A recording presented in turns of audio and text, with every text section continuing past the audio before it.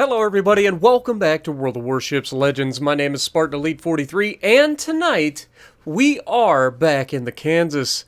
I know, it's been a little bit, but yeah, we're going to have us a romp. Now some people always like to point out, they're like, Spartan, you only post the good games on YouTube. You're not as good as you say you are. I've never said I'm more than anything above average. Like, that is literally all I've ever said I was. Above average at the game. But that being said, another thing that a lot of people like to bring up about my my World of Warships Legends and my YouTube channel is, Spartan, how long does it usually take you to get a game? And it depends on what kind of video I'm looking for. If I decide, like this morning, that I'm going to jump into a ship that I enjoy and just see what happens, usually it doesn't take me very long. And other nights, where I'm trying to get a very specific video, sometimes it can take hours to get a video for you guys. But this one, it took just one game. Now, I played 2 games this morning. One was in the Yami, and I got my butt kicked, like, within minutes, because my destroyer ran off to the corner of the map, did absolutely nothing, and my cruiser pal decided to go up the middle on 2 brothers solo, and everybody on the right side of the map just YOLO rushed me, and yeah, wasn't a fun experience. Got burned down by cruisers in minutes. Back-to-back triple fires. There's nothing you can do about it. But yeah, so didn't last very long in the first game. Then, the second game is the one that you're about to see, and this one is, spicy.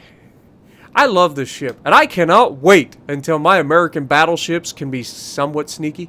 Now, obviously, they're not going to be super sneaky. I think they'll get their detection range down to about 14 kilometers, which is not much better than it currently is, but it's still better than it currently is, and that's a plus. Is it better than using the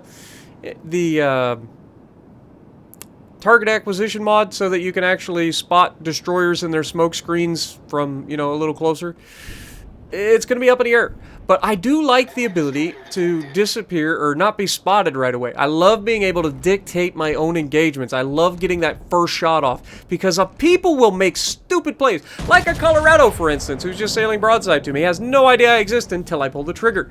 And as soon as I pull the trigger, it's too late, sunshine. He starts to turn in a little bit, but it doesn't matter. We take all of his health. 5 full penetrations, 7 total penetrations, 2 overpins. So 7 out of 12 shells hit that man. One of them being a Citadel, and we are already at 30,000 damage. Done. The thing about the Kansas and the Montana is they live and die by crossfires. If you can get yourself into a position where people are dumb enough to go broadside to you, or you're in a position where you've worked for an advantage of having... Oh my god. Wait for it. Come on. Okay. 4 overpins and 1 full pin. That New Orleans literally just saw death staring him in the face and somehow got away with it. Don't worry, it won't last forever. But this Iowa out here, I don't know. This guy started doing something smart, and then he just went full goofball mode and just went full coward, I guess would be the best way to put it. But we have a shores over here. I'm going to hurry, try to get a shot over the island. Clearly, the island says it can't get over the island, but I take that shot just in case. Because you never know. Sometimes those shots get over, and those are the ones that you catch cruisers off guard and absolutely annihilate them. Unfortunately, that was not the case. But we take a shot. We're going to get into what I call the Dreadnought Shuffle. You guys know this. But it's also great because I get to use all of the firepower at my advantage as we hit that Iowa for 5 full penetrations, just absolutely punishing him. And now we've got the front guns ready. We're going to go ahead and take another shot at that Iowa because it's a broadside. Nope, I lied. We're going to the New Orleans. We juked him out a little bit. That was one of those... Wait for the perfect opportunity, take the shot, and it pays off as we smack that man for a Citadel. 13,000 damage, only a single hit to a ship, but that was the Citadel. You gotta love it. Then we go ahead and get the rear guns off. Again, we're not worried about this Iowa. This guy has not shown that he has the ability to think and breathe at the same time. He's being a coward in his Iowa, and he deserves everything he's going to get in this match. It's not a good play to be in an Iowa border humping, okay? You're not a freaking Japanese heavy cruiser, all right? You're in an Iowa. Grow a pair and get in a fight. Maybe your team would have had a chance. But unfortunately for the team, he doesn't. And fortunately for me, he's going to make some really dumb decisions here. Now, you can see, I like to shoot at destroyers. I always comment on, hey, battleships, if you don't shoot at destroyers, you're part of the problem. Don't ever talk about how destroyers are overpowered if you're not one of the battleships that actually shoot at them. And you guys know that I do shoot at destroyers whenever I get the chance, generally. However, there's also moments where you've got to try to balance priorities. Now, it's a Minsk. It's a long ways away.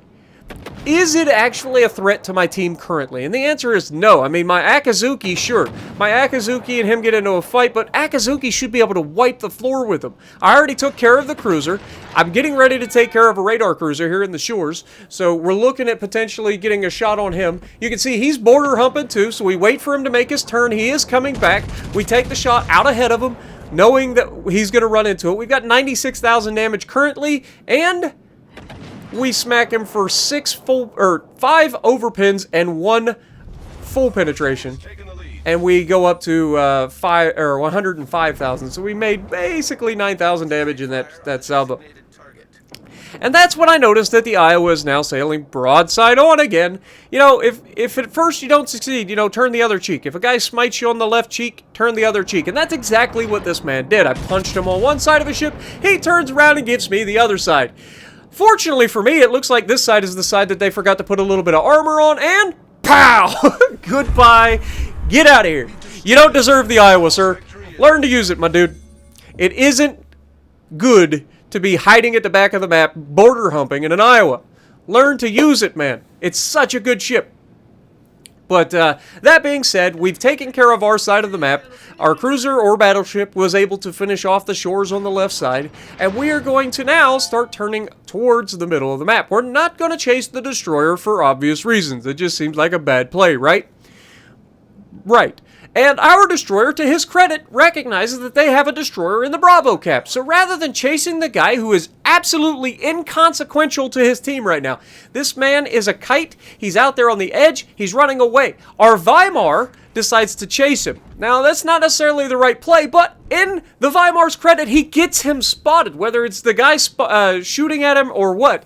The Minsk is spotted, and that gives me an opportunity. And guys, an opportunity is all the Kansas needs. Look at these railguns. Wait for it. Pow! Tell me again how you can't shoot destroyers in battleships. Don't make excuses. Get good, folks. That's all it takes. Now, thank you to the Weimar for being able to spot that man. Thank you to the Akazuki for getting over here contesting the cap and now getting into a position where he can help me spot this destroyer. And guess what? I have my guns almost perfectly loaded ready for this fight. So, we have a Bismarck out here coming towards us and a Poltava. And we have our battleship out on the edge. Now, obviously, our destroyer in the cap gets the Summers out of the way. The Summers is like, I gots to go. And you can't really blame him. Poltava ends up killing our Iowa, and I do tell the Iowa, you know, I'm on my way. It's a little late, I know, but there's nothing I can do. I've got 143,000 damage done. There's still 2 very healthy battleships and a full health destroyer. I'm assuming he's full health. So we've got our work cut out for you. This game is not over. It's one base to one base. We have the points advantage, and you can see the destroyer is spotted right off my bow. Now, I do not take a shot at destroyer. Why? Because he smokes up. I don't want to be detected. The whole point of me in this ship right now is to be sneaky. And so I'm going to push up on these guys and look at that turn. If you love to see that one extra like gap in between the one torpedo that you may have taken. Like we placed that perfectly. We dodged his torpedoes. We're also coming back as quickly as possible to get into a position where we're going to be able to attack the enemy. Now we have a 15.3, or no, I lied. We have a 14.3 kilometer detection range. Fortunately for me, these guys are not at 14.3, but we are about to be detected, and there it is. Bismarck is officially detecting us on the edge of the smoke. As soon as we get behind the smoke, he no longer detects us. We take the shot. Obviously, we're going to get detected as soon as we fire due to the smoke firing penalty, and the Poltava turns all the way out, and pow! We hit him again! 5 full penetrations, 1 shatter, and 2 overpins. That is 8 out of 12 rounds hitting the target and smashing that Poltava. Just smashing him. And the Bismarck, I mean, he's not long for this world either. He's got less than half his hit points now. He's getting berated by 2 cruisers and my destroyer. I've got me over here trying to, you know, finish off the Poltava. The Poltava actually makes the right choice here, and he starts to bow tank me just in time to avoid getting blapped there. You can see we ended up shattering around. We got 3 ricochets. Would have been a kill shot had he not turned in just at the last second and forced some of those shells to hit his belt. But it's okay. It's okay. Because we overmatch, right? I'm fairly confident we overmatched the Poltava. Want to find out how I figured this out? Wait for it. Test shot. Now, Poltava is, I believe, a tier 6 battleship. So I know that it has a 25mm bow. I aim a little high here and hoping to, just in case he has an icebreaker. I'm not 100% sure of his entire armor scheme, but I just assume that he has an icebreaker or something. So we aim a little bit high, and we don't get the penetrations through that upper layer that I was hoping for. We probably hit the guns quite a bit. You can see us beaching for reasons. There's a destroyer out here. We know he's waiting for us to come around the corner. So we beach and make sure that he doesn't torp us. And of course, this guy tries to angle, but now that I know that I guarantee overmatch, I'm just going to go ahead and put that shot right at the waterline and let it do what it do as he goes down. Now, obviously, Summers just blew his entire load out here. All of his torpedoes go by. We don't have to worry about that. As I say that, one more set of torpedoes comes in, but us moving forward allows us to just skirt the edge of that torpedo perfectly. You got to love it. Now, obviously, I'm ready to shoot the Bismarck here. He's going to bow tank us, which is kind of annoying. I could have probably waited for him to turn a little bit more broadside, but I was like, yeah, I can probably kill this. And with the front guns alone, we get all 6 shells to hit the target into his superstructure. 4 of them full penetrations, 2 of them are overpins, and he lives. He gets a heal off, which is the only thing keeping him alive. He is burning a lot, so it's just a matter of time. We got my secondaries kicking away at him. His secondaries are kind of tickling. He did have a couple fires going at some point. He does shoot me and knock out a gun, which is annoying. And then, of course, he is going to burn to death before we get a chance to shoot him. The Fuso burns him down, of all things, which is really weird. I didn't even realize that we had a tier 5 fail division on our team. But, yeah, Fuso in this shooting HE. I mean, I guess it worked. He got a kill, so can't really argue. But the destroyers out here, I have a chance for a Kraken. We have 4 kills, 194,000 damage done. If I get one decent salvo here, we kill this Summers. Come on, baby. Fire the guns. We've got them on. And again, we dodge all of his torpedoes, but unfortunately, just not getting the accuracy we needed out of that salvo. We get 3 hits, and they're going to be able to kill him pretty quickly. That Akazuki is tearing him apart with AP right now. And it's just a matter of time. You see me giving him the negative, not that it was going to matter. That guy had him dead to rights. He was going to kill him regardless. But it would have been nice to finish off with a Kraken, but we don't get it. And we don't quite break 200k, but very, very close. Not a bad game for just jumping on. 198,000 damage done, 4 kills, 3,000 base XP, 2991. Not bad. So let me know what you guys think. And if you like what I'm doing, punch the like button, leave a comment below, subscribe to the channel if you haven't already, and as always, I will see you in the next video.